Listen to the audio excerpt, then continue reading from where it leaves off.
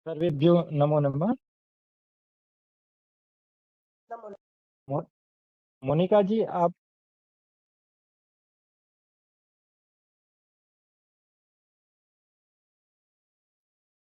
मोनिका जी। सर्वेभ्यो नमः।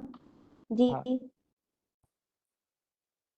मैं पहले आपका परिचय करा देता हूँ। सर्वेभ्यो नमो नमः। आज इस संस्कृत वाङ्मय में संधि के अभ्यास इस वर्ग में हमारे इस व्याख्यान में उपस्थित हुए हैं मोनिका जी बोल्ला, जो केंद्रीय संस्कृत यूनिवर्सिटी जयपुर परिसर में व्याकरण विभाग में अध्यापिका के तौर पर कार्यरत है। और मोनिका जी खुद भी गुरुकुल परंपरा से व्याकरण पढ़ी हुई है। ऐसे बहुत ही विदुषी अ, आज हमें इस व्याख्यान में मिले। तो इस संस्कृत वाङ्मय में संधि अभ्यास में मोनिका जी, मैं श्री सोमनाथ संस्कृत यूनिवर्सिटी की ओर से आपका स्वागत करता हूं और अब इस व्याख्यान की बागडोर आपको सौंपता हूं। श्री मोनिका जी। जी, सबको नमस्ते। आज हम जो कक्षा शुरू करेंगे हम संस्कृत में नहीं करके हिंदी में करेंगे। वैसे मैंने पीपीटी बनाई थी पर किसी कारणवश इस पे शो नहीं कर हो पा रहा है। कोशिश करेंगे। मैडम, आपकी जो जी, पीपीटी है ना, वो विदुषी मैम को शेयर कर व्हाट्सएप कर देते हैं। दीजिए, वो ग्रुप में रख देंगी। वो यहाँ पर जो खुशी करके लड़की है ना, वो शेयर कर देंगी। जी जी, ठीक है, अभी भेज देते हैं।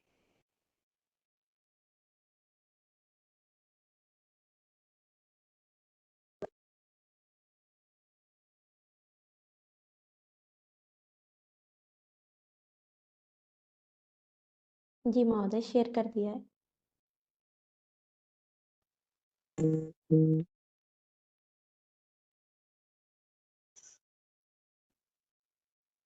खुशी, हाँ सर। બેને આપણા ગ્રુપમાં પીપીટી મૂકી છે ને, એને તું શેર કરી દે। Okay sir.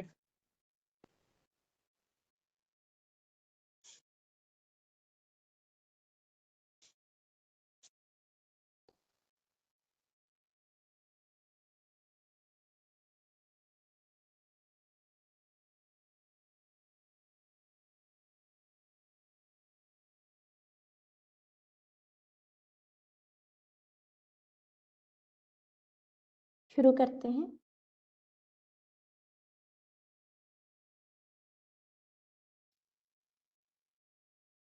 हाँ मैम। जी, शुरू करेंगे क्लास। जी मैम। जी। आज हम यहाँ पर क्षुत्व संधि हमारा विषय है। वैसे इससे पहले भी आपने संधि परिचय पढ़ा है, तो मैं फिर भी संक्षेप में यहाँ कहना चाहूँगी। संधि, संधि किसे कहते हैं? तो इसके लिए संस्कृत में अष्टाध्यायी में जो पद आया है संहिता। अब ये संहिता है क्या? तो पाणिनि जी कहते हैं परः सन्निकर्षः संहिता। यद्यपि यहाँ पर शायद संस्कृत पारंपरिक संस्कृत से या संस्कृत पृष्ठभूमि से कोई नहीं होंगे, तो इसका मतलब क्या होता है? संहिता, संधि मतलब, संधि मतलब होता है अर्धमात्रा से अधिक काल का व्यवधान नहीं होना। हम जब बोलते हैं, बोलते वक्त दो पदों के बीच में, दो शब्दों के बीच में आधी मात्रा से अधिक काल का व्यवधान, अंतर नहीं होना चाहिए, बीच में गैप नहीं होना चाहिए। तो इसी को शेखरकार कहते हैं अर्धमात्राधिक काल व्यवधान राहित्यम संहिता। आप देख सकते हैं। अब ये आधी मात्रा का काल है क्या? तो इसके लिए हमें वर्णोच्चारण शिक्षा का ज्ञान, जिसको हम लिंग्विस्टिक्स कहते हैं, उसका ज्ञान होना अत्यावश्यक है। इस प्रकार अन्य भाषाओं के लिंग्विस्टिक्स है, वैसे ही संस्कृत के भी लिंग्विस्टिक्स है। उसमें जो स्वर होते हैं, स्वर में 3 प्रकार के स्वर हैं, ह्रस्व, दीर्घ, प्लुत। जिस प्रकार ई ह्रस्व वर्ण है, ई दीर्घ वर्ण है, और ई जब उसमें प्लुत लग जाता है, प्लुत का चिन्ह 3 इस प्रकार का लग जाता है, तो वह प्लुत वर्ण कहलाता है। ह्रस्व वर्ण की 1 मात्रा होती है, दीर्घ वर्ण की 2 मात्राएं होती हैं, और प्लुत वर्ण की 3 मात्राएं होती हैं। समझती हूँ मैं जो बोल रही हूँ आपको समझ में आ रहा होगा। जहां नहीं आ रहा है आप बता सकते हैं।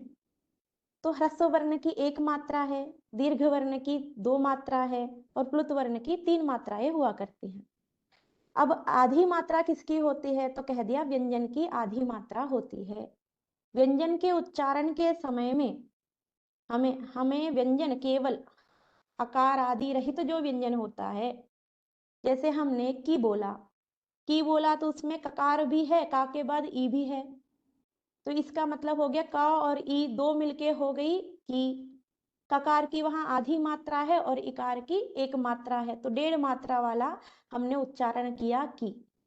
उसमें जो केवल क है, इकार रहित जो केवल क है, उसकी होती है आधी मात्रा।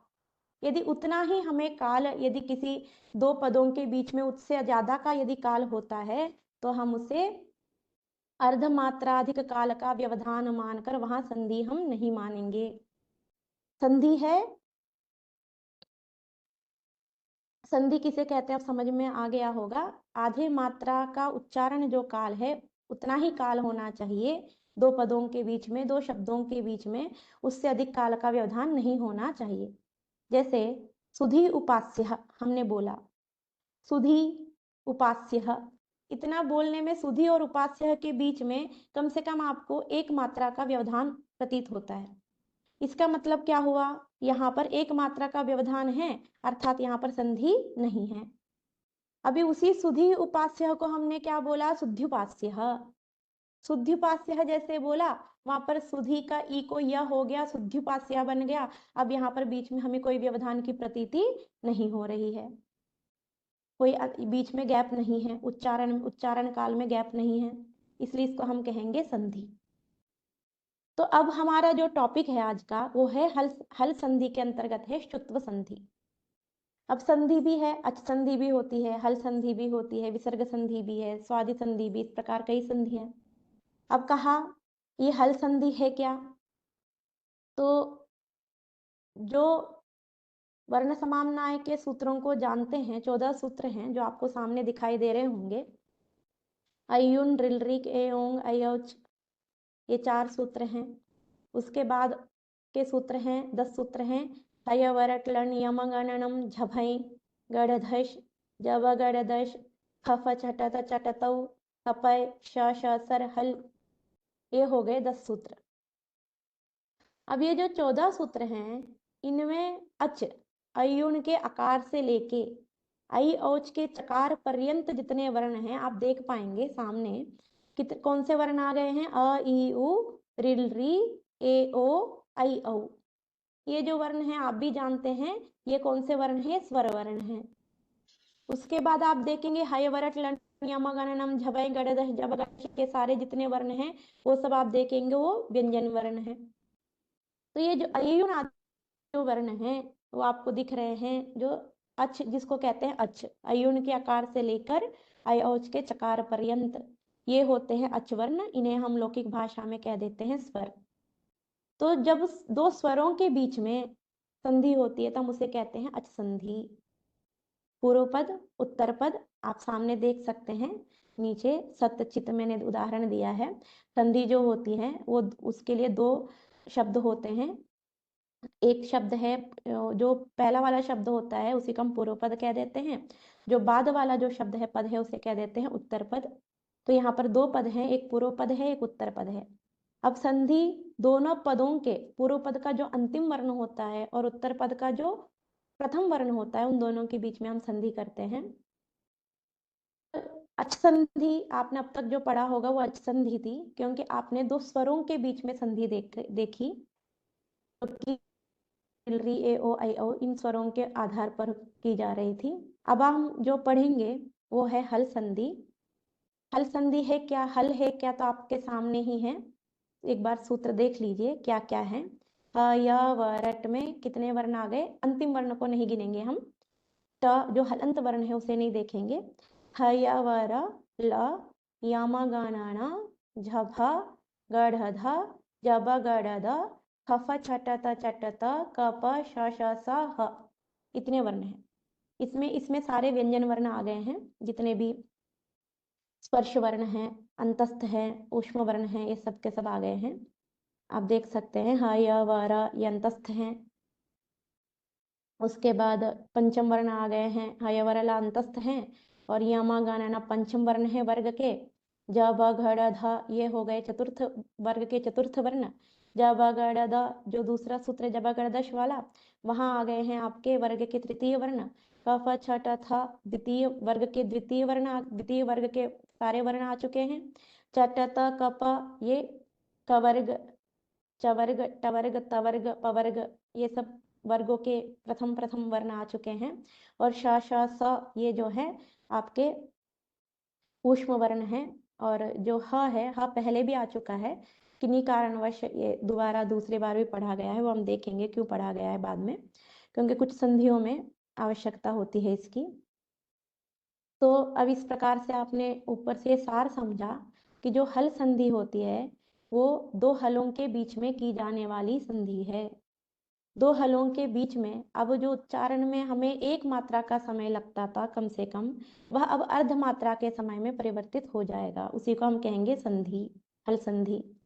अब ये हल है क्या? तो लौकिक भाषा में से हम कहेंगे व्यंजन, जो कि आप जानते हैं कवर्ग, चवर्ग, टवर्ग, तवर्ग, पवर्ग और अंतस्थ और ऊष्म, ये सब के सब हल वर्णों के अंतर्गत आएंगे। इन दो हल वर्णों के बीच में हम एक मात्रा के जो एक मात्रा काल का जो व्यवधान है उसको घटाकर जब अर्ध मात्रा काल का व्यवधान कर देते हैं तो उसे क्या हम कहेंगे? हल संधि हम कर रहे हैं। तो ये आपके सामने वर्ण है, हल वर्ण है। अब शुत्व संधि करनी है हमें, तो शुत्व संधि है क्या? शुत्व, शुत्व नाम में ही देखते हैं शुत्व। जिस प्रकार हिंदी में हम कवर्ग कहते हैं, कवर्ग को संस्कृत में कहेंगे कु, कु मतलब कवर्ग, चू, चू मतलब चवर्ग। तो यहाँ पर शुत्व में दो चीजें हैं, एक शकार है, श है, और चू है, चुत्व है। शकार अर्थात इस संधि में हम शकार करते हैं और चुत्व अर्थात चवर्ग आदेश करते हैं। चुत्व में क्या क्या वर्ण आ जाएंगे? चवर्ग के सारे वर्ण आ जाएंगे, च छ ज झ य। तो शकार और च छ ज झ य ये जो वर्ण हैं, ये जब किसी के स्थान पर होने लग जाए तो ये संधि को हम कहेंगे शुत्व संधि। अब ये जो चवर्ग और शकार है ये व्यंजन वर्ण के अंतर्गत ही आते हैं, तो इसलिए हमने इसका नाम, ये किसके अंतर्गत आया? हल संधि के अंतर्गत आ गया। इसके सूत्र है अष्टाध्यायी में शुत्व संधि करने के लिए स्तोह शुनाश्चुः। मेरा आई कांटेक्ट किसी से नहीं हो पा रहा है, इसलिए आप बीच में बोल के बता सकते हैं यदि कहीं समझ में नहीं आ रहा है तो। हम आगे बोलते जा रहे हैं, आप बताइएगा अगर कहीं समझ में नहीं आता है तो। स्तोह शुनाश्चुः, थोड़ी बहुत संस्कृत में विभक्ति आदि परिचय करवाना है कि सीधे बता दूं? परिचय करवाए तो अच्छी बात है। अच्छा ठीक है। अच्छा तो अब यहाँ पर स्तु है, हम क्या करते हैं, आप जानते होंगे शब्द रूप होते हैं, जैसे राम शब्द है, राम शब्द के रूप आप जानते होंगे 7 विभक्तियों में चलते हैं, रामः रामौ रामाः, रामम रामौ रामान। उसी प्रकार यहाँ पर जो राम जो प्रातिपदिक होता है ना, उसके आपने 7 विभक्तियों में रूप चलाए। यहाँ पर वैसे ही स्तोह में प्रातिपदिक है स्तु, उकारांत प्रातिपदिक है, जैसे गुरु है उसी प्रकार यहाँ पर उकारांत प्रातिपदिक है स्तु। स्तु प्रातिपदिक का हमने षष्ठी के एक वचन में, षष्ठी के एक वचन में जैसे गुरोह बनता है, उसी प्रकार यहाँ षष्ठी के एक वचन में हमने स्तोह बनाया, स्तोह। अब स्तोह में हमने मूल प्रातिपदिक क्या बताया? स्तु प्रातिपदिक है। जिस प्रकार रामः प्रथमा के एक वचन में बना, षष्ठी के एक वचन में रामस्य बना, रामस्य का मूल प्रातिपदिक हो गया राम। उसी प्रकार यहाँ पर स्तोह षष्ठी के एक वचन में बना तो मूल प्रातिपदिक हो गया स्तोह का स्तु। अब स्तु में दो चीजें हैं, एक सकार है और एक तू दिख रहा है। सकार और तू, सकार तो आप जानते हैं स, जो हलंत सा है उसका हम कहेंगे सकार, जो स्वर रहित सकार है उसे आप कहेंगे स, सकार। और तू है क्या, तू मतलब अभी बताया था, तू अर्थात तवर्ग। तो स्तु मतलब क्या हो गया, एक सकार और तवर्ग, तवर्ग मतलब त त द ध न, इनको, इनके स्थान पर, जहां व्याकरण में षष्ठी दिखेगी वहां पर हम उसका अर्थ प्रायः कर देते हैं उसके स्थान पर। तो स्तोह का अर्थ अब क्या हो गया, सकार, और जो तू है अर्थात तवर्ग के स्थान पर। तवर्ग के स्थान पर कहते ही पता चलता है कि कोई ना कोई आएगा उसके स्थान पर। तो सकार और तवर्ग के स्थान पर कौन आएगा, उसके स्थान पर कौन सा आदेश करना है, तो कह दिया शु, शुहु। जो स्तोह के बाद चुना बीच में छोड़ दीजिए, उसके बाद लिखा है शुहु। स्तो के स्थान पे शु होगा। शु में क्या है, शु में भी जो दो चीजें हैं, एक शकार है और एक चू है। चू अर्थात चवर्ग, अर्थात स्तो के स्थान पर शकार और चवर्ग आदेश होगा। श चवर्ग में आ गए च छ ज झ य। अब स्तोह में कितने पद हैं, सकार और तवर्ग के 5, 6 हो गए। शु में भी कितने कितने वर्ण हो गए हैं, शु में भी एक शकार और चवर्ग के 5 वर्ण, 6 वर्ण हो गए। स्तु में भी 6 वर्ण हैं और शु में भी 6 वर्ण हैं, आपको सामने दिख रहे होंगे। सकार है और तवर्ग के त त द ध न, शकार और चवर्ग के च छ ज झ य। अब जो स्थानी है, तो जो स्तु है वो भी 6 है और जो छु है जो आदेश है वो भी 6 हैं। अब जब दोनों 6 समान संख्या वाले हो गए, ये भी 6 वो भी 6, तो हम क्या करें, तो एक सूत्र आता है यथा संख्यम अनुदेशः समानाम।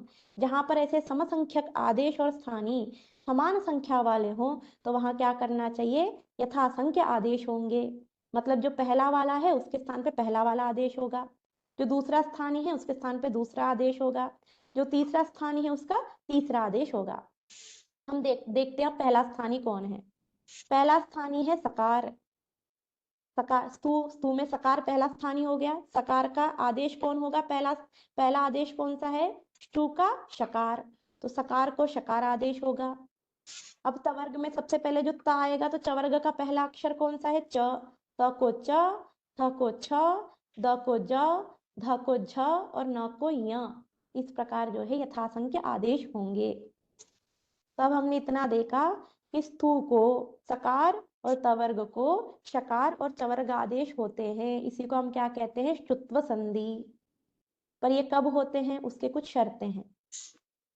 तो शर्त है क्या, तो कह दिया बीच में शर्त आप देख सकेंगे सूत्र में, स्तोह और शु के बीच में शर्त लिख दिया गया है चुना।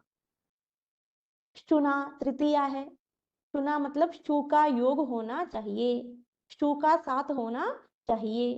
कहाँ होना चाहिए, चाहे पूर्व में साथ हो चाहे पर में साथ हो, कहीं भी दोनों तरफ कहीं भी अगर साथ है, शु का साथ है तो स्तु को शु हो जाता है। अब शु का साथ है क्या, शु मतलब फिर वही शु अर्थात शकार और चवर्ग, शकार और चवर्ग में च छ ज झ य, ये दोनों यदि आपके सकार और तवर्ग के या तो पूर्व में हो या तो उत्तर में हो, आप उसमें पीपीटी में देख सकते हैं, शकार चवर्ग या तो पूर्व में हो और उसके बाद सकार और तवर्ग हो, अथवा सकार और तवर्ग पहले हो अथवा उसके बाद में शकार और चवर्ग हो। ये दोनों तरफ है, जरूरी नहीं है, ये आपको बताने के लिए इस प्रकार पीपीटी में दिखाया गया है। या तो पूर्व में शकार चवर्ग हो या तो बाद में शकार चवर्ग हो, तो ऐसे स्थिति में सकार और तवर्ग के स्थान पर शकार और चवर्ग आदेश हो जाते हैं। ये इतना समझ में आया? जी कोई शंका नहीं है? तो हम नहीं। उदाहरण देखेंगे, एक बार उदाहरण में देखेंगे तो और समझ सकते हैं। जिस प्रकार जैसे यज है, यज न, अब आप ही बताइए, कोई एक बता सकते हैं, यज न, यहाँ पर तवर्ग कहाँ है और चवर्ग कहाँ है? यज न पूर्व पद कौन है, उत्तर पद कौन है, बताइए बताएंगे कोई? है वो चकार वर्ग है और न चवर्ग है है, वो अकार वर्ग है। तकार वर्ग है। तो अभी हमने देखा था यदि चकार वर्ग पास में हो, पूर्व में हो अथवा उत्तर में हो, तो तकार वर्ग उसके पास वाला जो तकार वर्ग का अक्षर है उसको भी चकार वर्ग वाला अक्षर बन जाता है। तो यदि यज में हमारा ज है हमारा चवर्ग जकार, उसके बाद में उसके उसके पास कौन है, नकार, नकार आ गया तवर्ग में, तो चवर्ग के पास आ गया हमारा तवर्ग। अब उस तवर्ग का जो नकार अक्षर है उसको चवर्ग आदेश होगा, तो कौन सा चवर्ग आदेश कौन सा करेंगे, तो न को कौन सा आदेश प्राप्त है यथासंख्य, जो क्रम से है, अत द ध न पंचम अक्षर है, तो चका चवर्ग का च च ज झ य, त त द ध न पंचम अक्षर है तवर्ग का, तो हम क्या करेंगे चवर्ग का पंचम अक्षर इसको कर देंगे।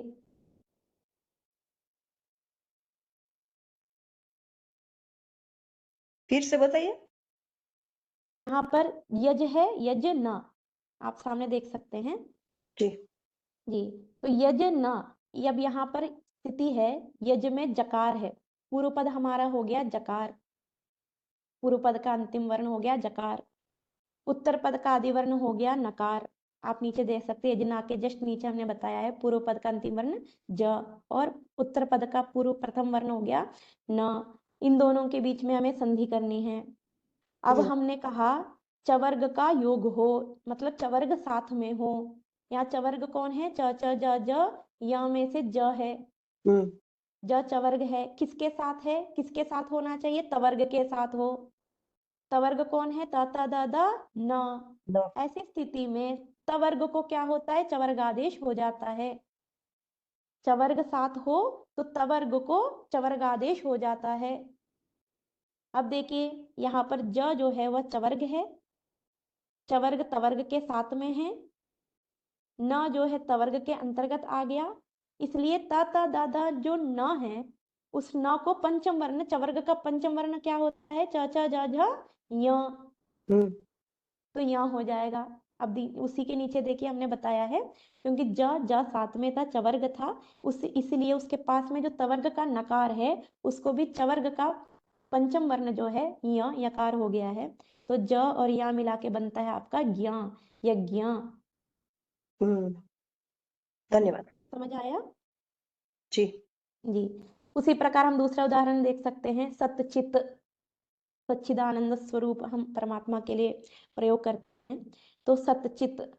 अब यहाँ देखिए सत है आगे चित है, अब यहाँ पर पूर्व पद कौन है, सत, उत्तर पद कौन है, चित। हमें जब संधि करनी होती है किन दोनों को पकड़ना होता है, पूर्व पद का अंतिम वर्ण और उत्तर पद का प्रथम वर्ण। पूर्व पद का अंतिम वर्ण कौन हो गया, सत का तकार, उत्तर पद का प्रथम वर्ण हो गया चित्त का चकार। अब त और च हमें दो वर्ण मिल गए जहां हमें संधि करनी है। अब इन दोनों में देखिए चवर्ग का योग होना चाहिए, चकार, चकार है यहाँ पर उत्तर पद का पूर्व में, उत्तर पद का जो पूर्व वर्ण है वह हो गया चकार। च का योग है, च चवर्ग साथ में है, तो सत का जो तकार है तवर्ग है उसको भी क्या हो जाएगा, चवर्ग आदेश हो जाएगा। तो ता को क्या होगा, ता तवर्ग का प्रथम वर्ण है, तो चवर्ग का प्रथम वर्ण त को च हो जाएगा। तो त को भी चा है, आगे चित है, तो मिला के क्या बन जाएगा, सच्चित। त को हमने च कर लिया।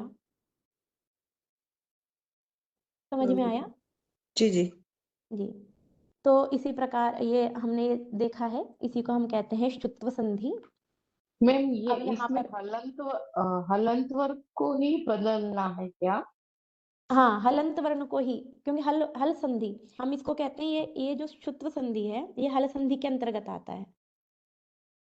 अब ये हल संधि है, क्या भी बताया था, व्यंजन के बीच में होने वाली जो संधि है उसी को हम हल संधि कहेंगे। तो ये जो हलंत वर्ण है, हलंत ही व्यंजन कहलाते हैं। यदि उसमें स्वर मिल जाता है, आकार आदि मिल जाता है, लास्ट में दिखने लगता है, तो वो हल नहीं कहलाते हैं, उसमें फिर स्वर जुड़ जाता है। जैसा आप यहाँ देख रहे हैं सत, सत में जो स पूरा दिख रहा है आपको, ये केवल सकार नहीं है, ये हल स पूरा हलवर्ण नहीं है। स जो आधा होता है वह हलवर्ण होता है, और जो उसके अंदर जो अ जुड़ा है वो स्वरवर्ण होता है, अलग होता है। जो आधे वर्ण होते हैं हम उन्हें ही व्यंजन मानते हैं, इसलिए हल संधि अर्थात दो व्यंजन वर्णों के बीच में होने वाली जो संधि है, इसलिए व्यंजन वर्ण जो है उन्हीं में हम संधि करेंगे जो कि हलंत है, उन्हीं को हम हल संधि कहेंगे। मैडम सत में जी यहाँ जो त थ द ध न है उसकी जगह च छ ज ज य हो जाएगा, हो लेकिन जाएगा उल्टा हो भी हो जाएगा सकता है, पहले च आए बाद में त आए, ऐसा भी। हाँ, ये जरूर जब आप उदाहरण देखेंगे, उदाहरण में जरूरी नहीं है इसी प्रकार से कुछ भी हो सकता है। जैसे उदाहरण में आपका सत में तकार है, हो सकता है यज में जकार है, ऐसे जरूरी नहीं है, आगे पीछे भी हो सकते हैं। जी इसका चवर्ग का योग कहीं भी हो सकता है, चवर्ग पहले हो बाद में तवर्ग हो ऐसी भी स्थिति संभव है, बाद में चवर्ग हो पहले तवर्ग हो ऐसी भी स्थिति संभव है। हमें तवर्ग को चवर्ग आदेश करना है, चवर्ग पूर्व में हो चाहे उत्तर में हो उसे हम बदलेंगे नहीं, हमें सिर्फ तवर्ग को चवर्ग आदेश करेंगे। ओके। जैसे यज्ञ में हमने किया था यज्ञ, यहाँ पर चवर्ग पहले था तो हम चवर्ग को नहीं बदलेंगे, जहां तवर्ग है उसे बदलना है। यज्ञ पहले था तो चवर्ग पहले मिल गया, उसके बाद तवर्ग है न, उसको हमने बदल दिया य में, जी धन्यवाद। यज्ञ बन गया। अब दूसरे में दूसरी स्थिति आप सतचित जो देख रहे हैं उसमें चवर्ग बाद में है, चवर्ग को हम यहाँ भी नहीं बदलेंगे, यद्यपि बाद में है पर उसको हम नहीं बदलेंगे, जो पहले जो तवर्ग है उसी को हम बदलेंगे, तो त को हमने च कर लिया। हमें हमेशा तवर्ग को बदलना है, चवर्ग को नहीं छेड़ना, चवर्ग पास में होना चाहिए, तो तवर्ग को भी चवर्ग आदेश हम कर लेंगे, ओके। इसी को हम कहेंगे शुत्व संधि। चवर्ग और जहां पर सकार होगा, सकार को हम शकार आदेश कर लेंगे। अब यहाँ पर क्या है, यहाँ पर जरूरी नहीं है सकार के बाद शकार ही हो, सकार के बाद चवर्ग होगा तो भी हम सकार को शकार आदेश कर लेंगे।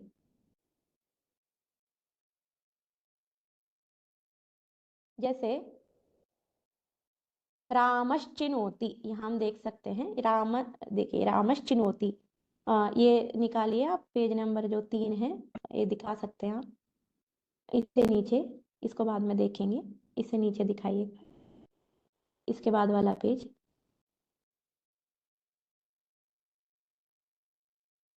मैं जो दूसरा आपके आपके अभ्यास के लिए मैंने बनाया था, ये देखिए रहा है चिनोती, आप देख रहे हैं, जी देखिए यहाँ पूर्व पद हो गया हमारा रामस, आगे है चिनोती, चवर्ग का योग है, रामस में जो सकार है उसको क्या हो जाएगा, सकार शकार आदेश हो जाएगा, तो क्या बन जाएगा, लिख के बता दीजिए, रामश चिनोती। अच्छा वहां लिखना नहीं है, नो, तो हाँ न की रामश जगह चिनोती, न की जगह पर भी चेंज होगा और त की जगह पर भी चेंज होगा। न की जगह पर अंग अंग ऐसा आएगा और नहीं त नहीं की नहीं जगह नहीं, ऐसा नहीं होगा, हम आपको बताते हैं। आ,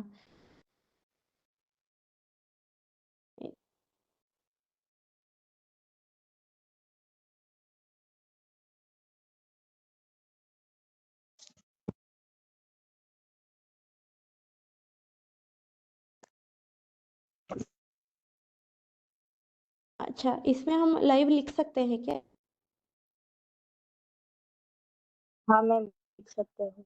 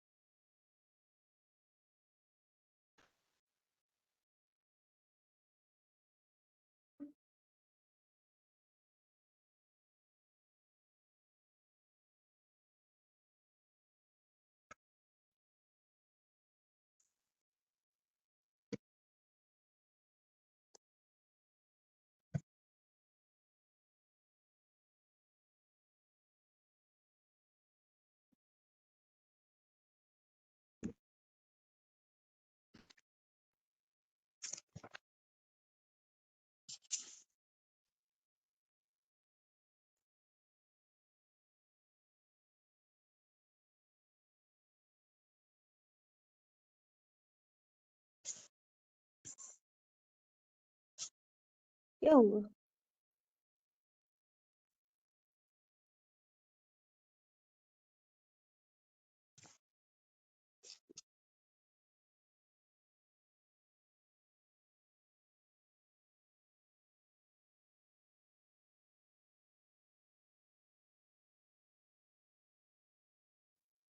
हम जो लिख रहे हैं दिख रहा है? आवाज आ रही है? ओम? आ रही है हाँ मैम आ आवाज। रही है और दिख भी रहा है। अच्छा, अब आ रही है। अच्छा, अभी माइक बंद हो गया था। ठीक है, अब देखिए, चिनोती आपने देखा। चिनोती हम कैसे लिखते हैं? च, चकार उत्तरवर्ती इकार की मात्रा ई, उसके बाद नकार, नकार उत्तरवर्ती ओकार, न के बाद ओ के बाद ता के बाद ह्रस्वीकार। इनको मिला के हम लिखते हैं चिनोती। ऐसे ही लिखेंगे, दिख रहा है? जी जी जी जी दिख रहा है। जी, अब यहाँ पर जो है चवर्ग का योग, चकार जो है नकार के पास नहीं है, बीच में ई आ गया। जी जी जी। जी, इसलिए हम यहाँ पर नकार को य जो है, आप कह रहे थे या करेंगे, यहाँ पर हम या नहीं करेंगे इसके, क्योंकि हमारा जो चकार है वो नकार के पास में नहीं है, बीच में जो है ई आ गया है, इसलिए हम इसे नहीं बदलेंगे। अब इसके अतिरिक्त कहाँ है चकार और सकार अथवा तवर्ग का योग? तो आप देखेंगे रामस चिनोती, यहाँ पर रामस का जो सकार है, सकार के बाद मिल जाता है हमें चवर्ग। तो चवर्ग साथ में हो तो स को भी क्या हो जाएगा? श। तो क्या बन जाएगा? रामस चिनोती। चिनोती। समझ में आया? जी जी जी। स का वो वाला श्र बन जाएगा और च हाँ, स आधा को हो तालव्य जाएगा। शकार होके रामस चिनोती बन जाएगा। हम्म, हम ना को य नहीं करेंगे। क्यों नहीं करेंगे? ये अच्छा प्रश्न था, क्योंकि हमें च दिखता है पर च के बाद तुरंत नकार वहां पर वस्तुतः नहीं है, क्योंकि च और ना के मध्य में इकार का व्यवधान है, इकार बीच में आ जाता है, इसलिए चकार साथ में हमारे के साथ में हमें चकार लेगा। तो चिनौती में हम कोई चेंज नहीं करेंगे। रामस में जो सकार है उसको हम शा करेंगे, क्योंकि उसके साथ उसके तुरंत बाद में जो है चवर्ग का योग है, इसलिए सकार को चकार कर देंगे। तब हम थोड़ा सा गीता के जो प्रयोग हैं वो देखते हैं कि इनको हम कहाँ प्रयोग में घटा सकते हैं। जो हम लौकिक में स्तोत्र आदि का पाठ करते तो गीता में कुछ प्रयोग हैं, ऐसे बहुत सारे प्रयोग हैं, पर गीता में कुछ हैं, आप देख सकते हैं।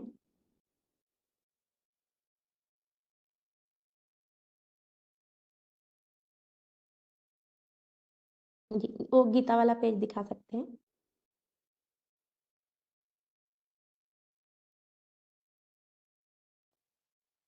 गीता में श्लोक है, प्रथमोध्याय का ही है, देखिए पढ़ते होंगे हम सब। तस्मान्नार्हा वयं हन्तुं धार्तराष्ट्रान् स्वबान्धवान् स्वजनं हि कथं हत्वा सुखिनः स्याम माधव।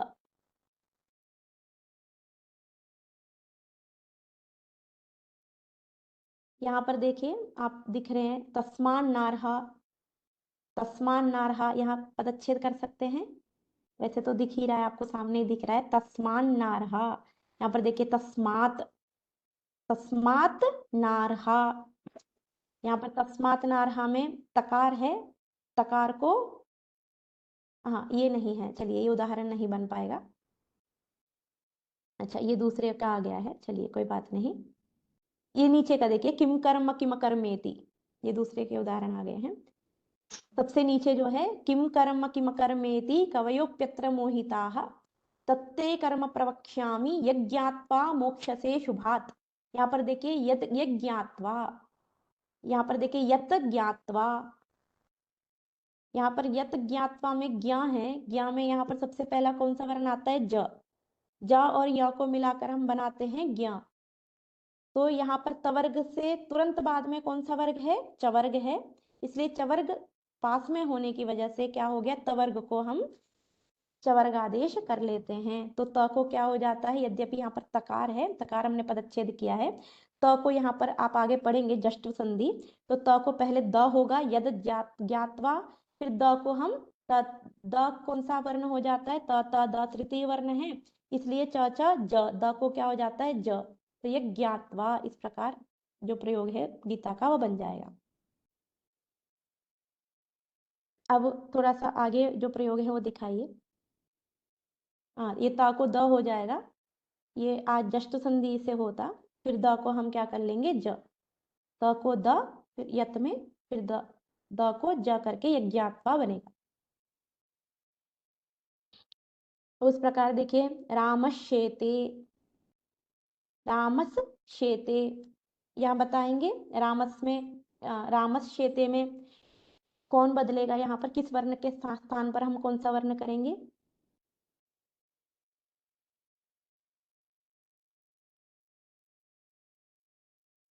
रामस शेते स बदलेगा, जो प्रति, स हलंत है वो बदलेगा, हाँ, स जो हलंत है वो बदलेगा, उसको क्या हो जाएगा? श्र हो जाएगा, राम श हो जाएगा, शेते। शेते, क्योंकि साथ में हमारा शेते में जो श है, श का योग है तकार के पास में, इसलिए स को भी श हो जाएगा। तो रामश्येते लिख के दिखा दीजिए वहां पर कैसे बनेगा।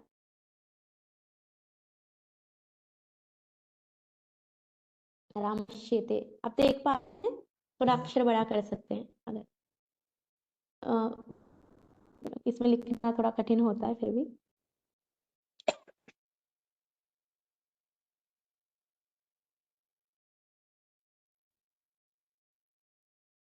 अब दिख रहा होगा मान, रामश्येते। उसी प्रकार रामश्चिनोति, ये हमने पहले ही देख लिया था, क्या बन जाता है? रामश्चिनोति, रामश्चिनोति, रामश्चिनोति। अब यहाँ पर है रामः छात्रः, रामः छात्रः, रामश्छात्रः, रामश्छात्रः, शकार हलंत का उच्चारण करेंगे, रामश्छात्रः। अब सतचित है, सतचित कैसे बनेगा यहाँ बता सकते हैं? कौन बदलेगा? चित्तः, जी त का च हो जाएगा, त हलंत है हाँ, सत उसका का जो च। तकार है उसको च हो जाएगा, तो उसको उच्चारण कैसे करेंगे हम? सच्चित, सच्चित। जी, उसके बाद है ये आप घटा के बताएंगे, शार्ङ्गिन जय, शार्ङ्गिन जय, यहाँ पर कौन बदलेगा? न बदलेगा, न की जगह अंग आ जाएगा। हाँ, उसको ङ नहीं, या कहेंगे, यहाँ च च या, ज झ ञ, च च या, ज झ ञ। तो शार्ङ्गिन जय जो था, शार्ङ्गिन जय, शार्ङ्गिन जय हो जाएगा, यकार हो जाएगा। जो हम य बोलते हैं ना, य में ही थोड़ा सा नासिका का भी प्रयोग करेंगे, तो य कहेंगे उसे, य, शार्ङ्गिन जय, य, शार्ङ्गिन, शार्ङ्गिन जय, जय, जय, शार्ङ्गिन जय, लिख के दिखा दीजिए।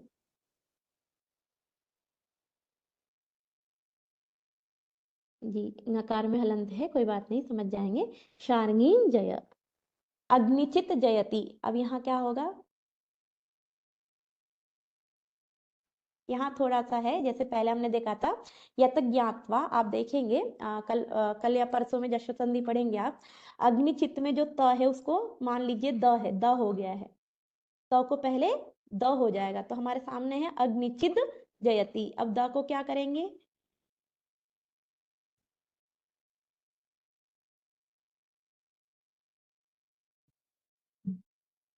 द का झ करेंगे, द को क्या करेंगे? क्योंकि त थ द तृतीय वर्ण है वर्ग का, तो चवर्ग का भी तृतीय वर्ण हो जाएगा ज, इसलिए अग्निचित जयति, अग्निचित जयति। इस प्रकार अन्य भी उदाहरण ढूंढ सकते हैं हम।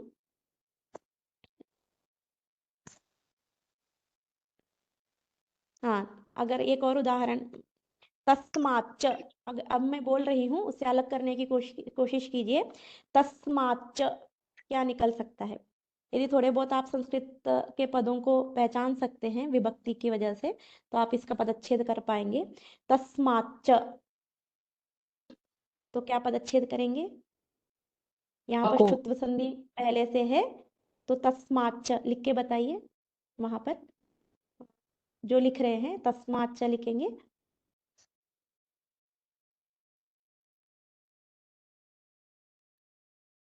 हाँ, संधि विच्छेद करके नहीं, संधि युक्त बताइए। जो प्रतिभागी हैं वो संधि विच्छेद करके बताएंगे हमें। अच्छा ठीक है, कोई बात नहीं। ये तस्मात् च है, इसमें इसको कैसा लिख देंगे फिर संधि होके? तस्मात् च।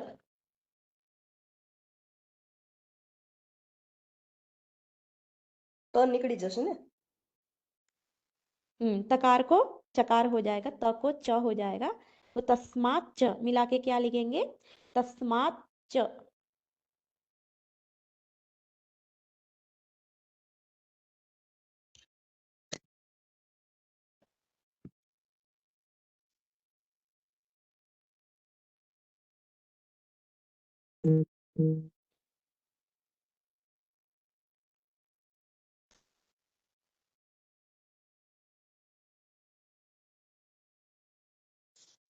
लिखिए, वहां लिखिएगा, मिला के लिखिएगा।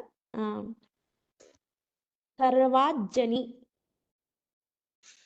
सर्वाजनी, सर्वाजनी।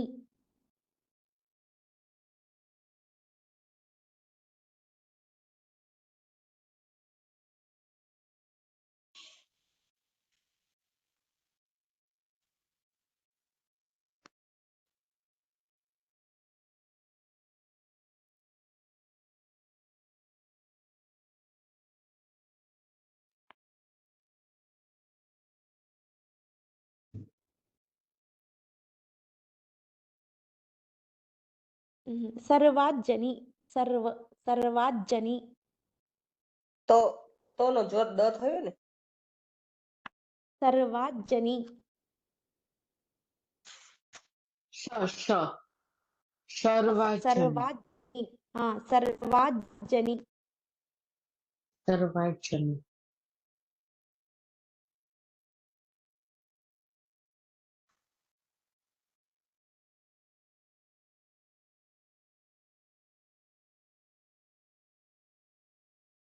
શરૂઆત જની એનું શરૂઆત જની सर्वाजनी।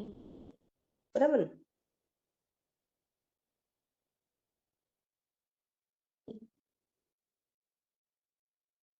न है वो चेंज हो जाएगा ना, न की जगह पर अञ आ जाएगा। य, य, य। अब यहाँ हमने जो ल लिखा है, हाँ, अब हमने जो लिखा है सर्वाजन, यहाँ बताइए। अच्छा डिलीट, हाँ आ गया है, दिख रहा है आपको? हम्म, सर्वाजन दिख रहा न है? अन्य जी अन्य सब डिलीट कर दीजिए। सर्वाजन, हाँ सर्वाजनी जो ऊपर चला गया। न की जगह पर य आ जाएगा।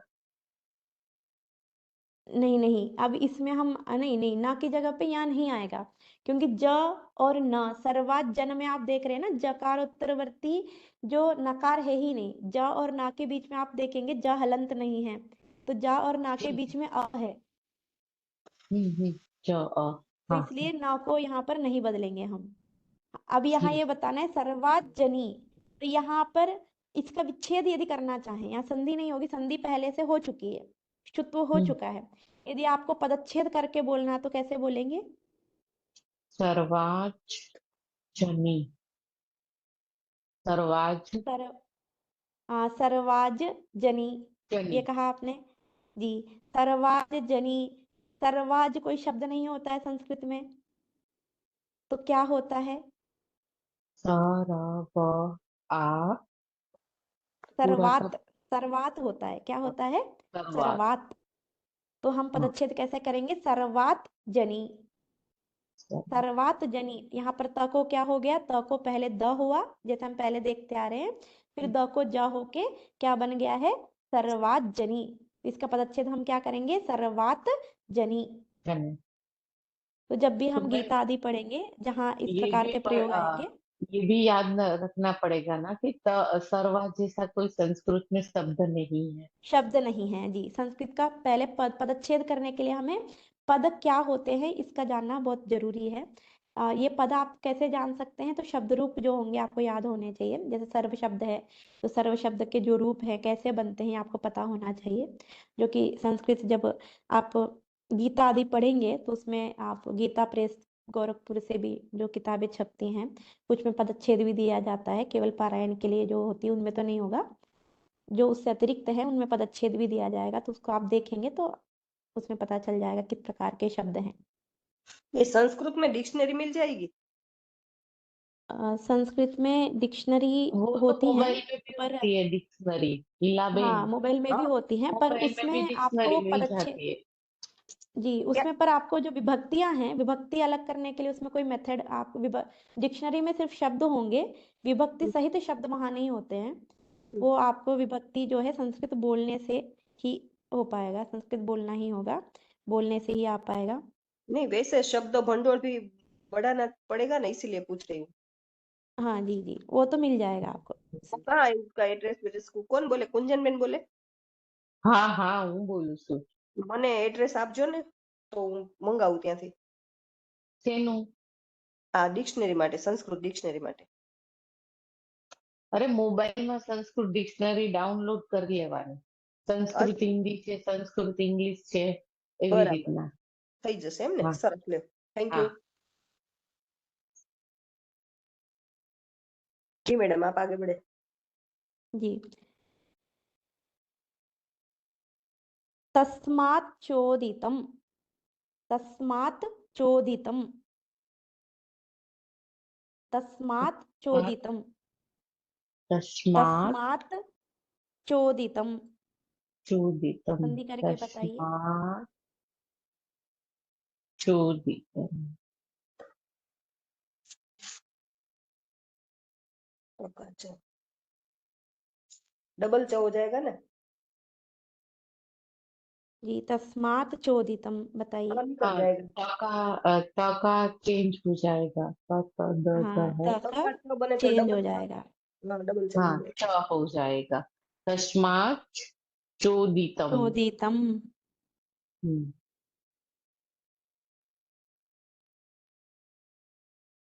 विधीन जनार्दनः, विधीन जनार्दनः बताइए क्या होगा। क्या बोला? विधि? हाँ, विधीन, चेंज हो विधीन, जाएगा। विधीन जनार्दनः।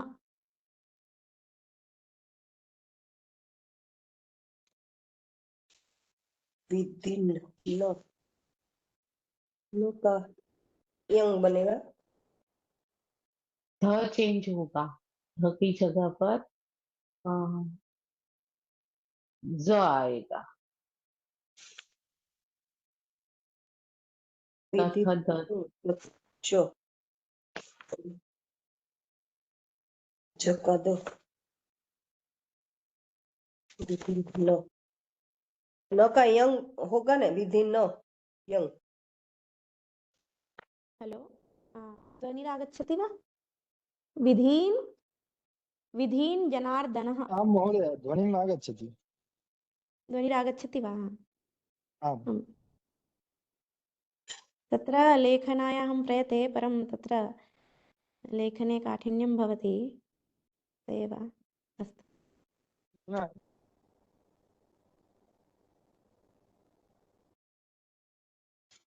किञ्चित् दातुं चेत् रचति एका। आमाम्।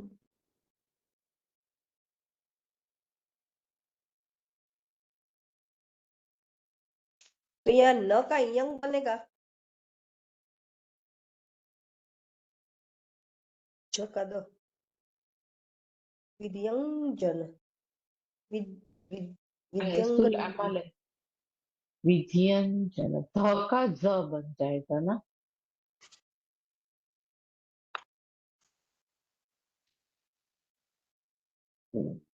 આમાં લખ્યું નથી ને એ શબ્દ। नहीं એટલે जी, ये बार-बार जो है हम लिखने की कोशिश करते हैं तो ये एप्लीकेशन बंद हो रहा है। तो आज हम जो शुत्व संधि पढ़े हैं, तो कल आपके लिए हम थोड़ा वो होमवर्क देंगे कल, क्योंकि कल आपसे दोबारा मिलेंगे हम ही। तो कल हम यहाँ भी पढ़ेंगे। तो पहले हम होमवर्क देना चाहेंगे।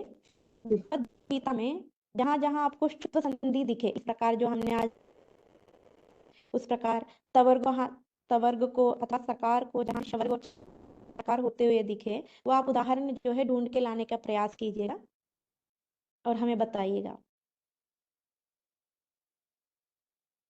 जी मैम। भगवद गीता सबके पास होगी शायद, नहीं तो आप ऑनलाइन भी देख सकते हैं।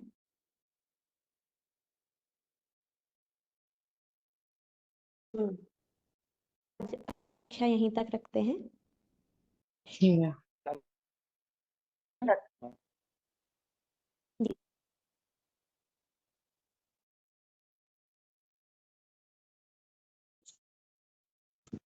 संस्कृत वांग में संधि की कोशिश से मैं आपका धन्यवाद करता हूँ। आप सबको कल भी मोनिका जी ही पढ़ाएगी, कल और परसों भी। तो अभी 2 दिन और भी अब हमें मिलेगा। तो आप सभी से हमारा निवेदन है कि आप लोग समय से आ जाइए, और मैडम के पास व्याकरण का बहुत सारा ज्ञान है। आप सब तो आप सब लोग समय